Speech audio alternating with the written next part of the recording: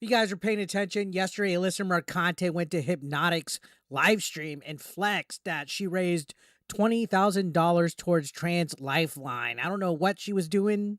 She wants to say that she's not lurking in any of her hater streams or videos, but this was proof in the pudding. She exposed herself that she's a hate watcher and that she follows every single movement that anybody that says a bad thing about her does. But she messed up. And Smash JT brought this up, and we're going to talk about it today. Trans Lifeline. This is the, I guess, charity that she raised money for.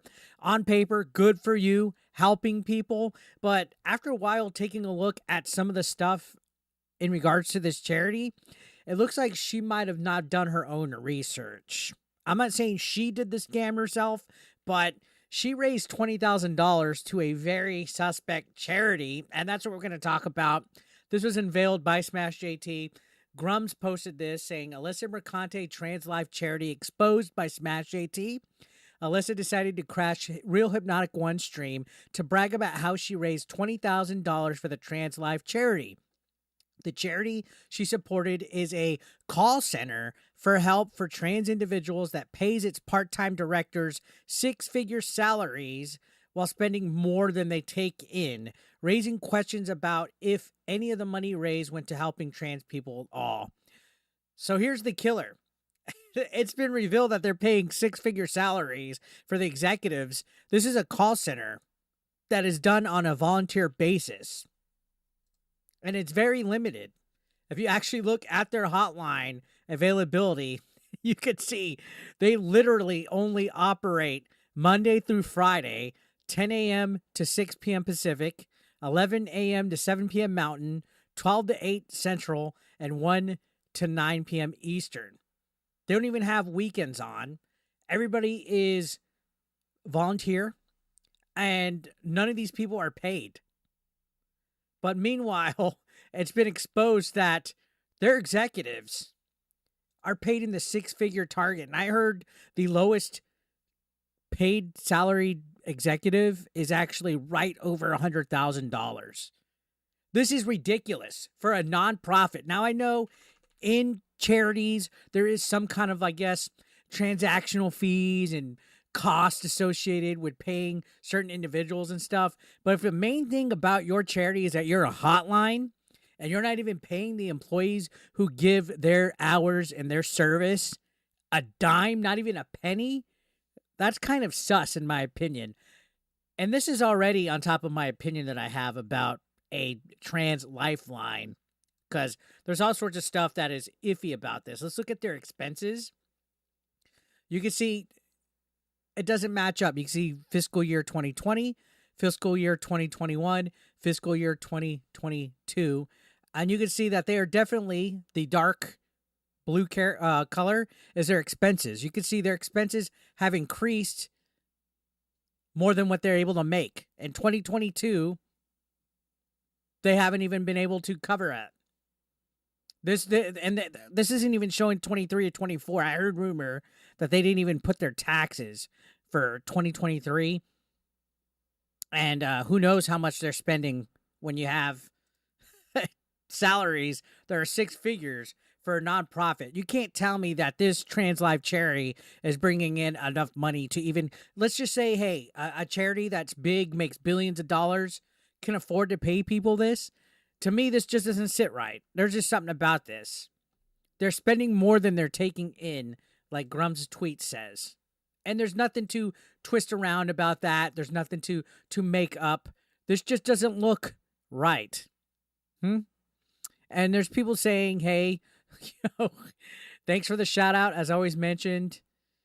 And they also continue to deny. Whenever they say they don't watch, just know they do. She couldn't keep herself in lurk mode like she usually does anymore. She had to speak to throw money around that she's not even keeping herself. It's quite hilarious. And yeah, it's hilarious because she couldn't help herself, but now she's brought attention to a potential scam.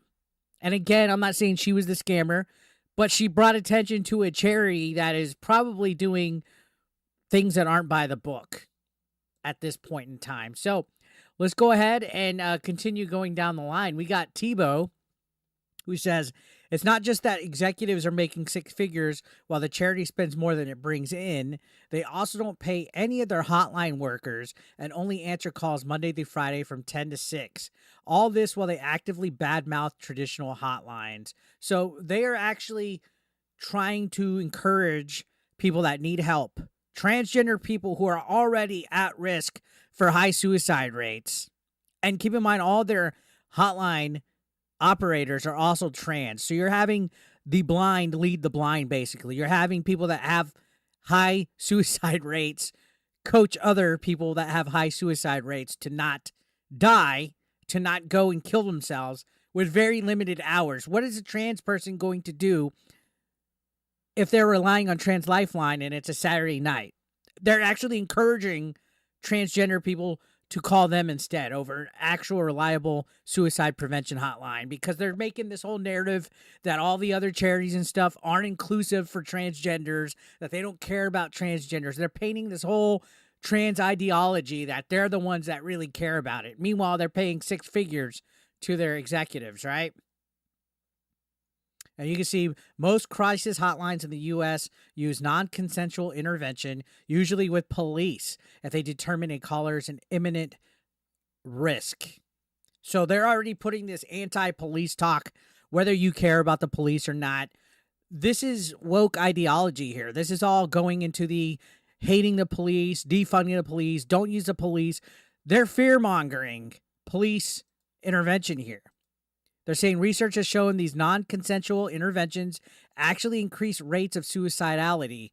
This decreases trust in crisis hotlines. So they're saying don't call a crisis hotline because they will call the cops without telling you, without your permission. They will send a wellness check. They're encouraging this fear. So again, imagine if somebody is at home after hours and they're having a problem. They're saying don't risk it because police. They're using this whole stigma that wokies have against police, right? And on top of that, what qualifications do I need? So listen to this. This is the qualifications for you to work as a operator here. In order to apply for hotline, microgrants, and communications positions, you must live in the U.S. or Canada and be 18 plus. You'll need a phone, computer, and internet connection you can use at the same time, and a private place to take calls, hotline.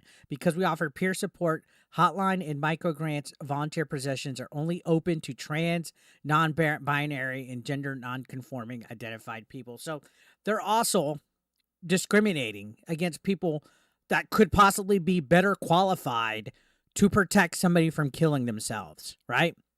Only because they want people that are transgender, non-binary, and gender non-conforming to work there. People that are at risk already. Again, the blind leading the fucking blind. What a shit crisis hotline this is. Imagine relying on somebody that is just as suicidal as you, if not more, according to statistics, to prevent you from doing something stupid to yourself, instead of just talking to the best qualified person. All because, oh, I don't want the police coming to my house.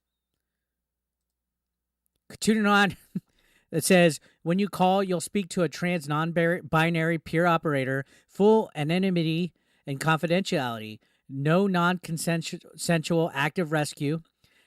And yeah, so just fucking nuts, right? Fucking nuts. Now, Smash JT said, thanks for the shout out. Apparently, this charity also advocates for paying to spring trans folks from prison and wants to get rid of police. All this info is found on the website, and Real Hypnotic caught it himself on the stream. So there's like a weird thing about helping convicts. If you come over here and you take a look, they have a whole thing about working with people that are in prison, community, not cops. You can see all this. It's fucking weird. Dismantling white supremacy, equity, not equality. I don't know. It just, something sits with me that this is a whole bunch of really unhinged people. Look, we envision a world where trans people have the connection, economic security, and care everyone needs and deserves, free of prisons and police. What? What does that have to do with somebody actually being in a crisis? It's so fucking weird that the tolerant people are the most intolerant. And it's funny, they're literally over here standing up for Palestine when they would get killed in Palestine for homosexuality. 110%. I'd never get any of these people here. And let's look at this clip from Hypnotic Stream. I haven't checked this one out. The micro Okay, grant bitch. program provides low barrier grants to trans people in need of legal name changes and updated IDs, as well as specialized support for trans people who are incarcerated or detained. So this is all going to money to people who are trying to hide themselves or criminals. Yeah, so people that are trying to change their identities, hide themselves, convicts. Alyssa Mercante is bragging about raising $20K to a charity that does that also pays six figures for their executives. They don't care about actual suicidal people or transgenders. And why do you even have to limit it to just transgender individuals? Why can't you just do suicide prevention all the way around? That's what I don't get. These guys don't want to be discriminated, but they'll sure as fuck discriminate against everybody else.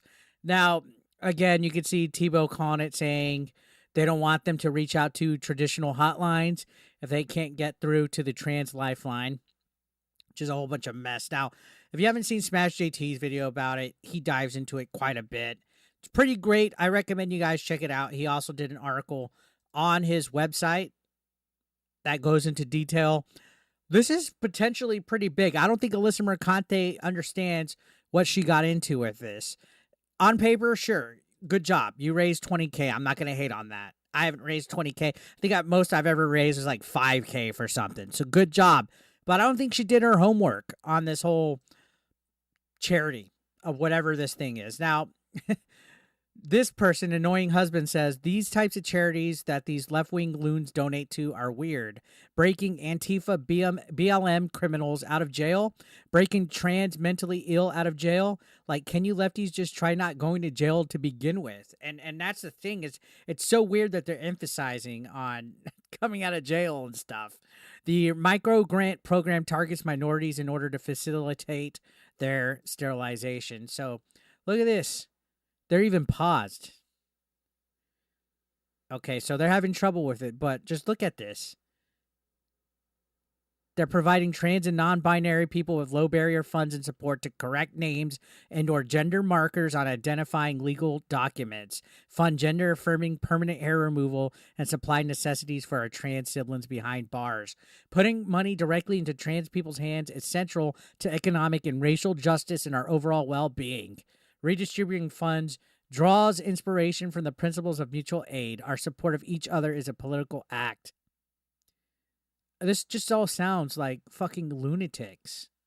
And then keep in mind, they're still paying their people well over six figures.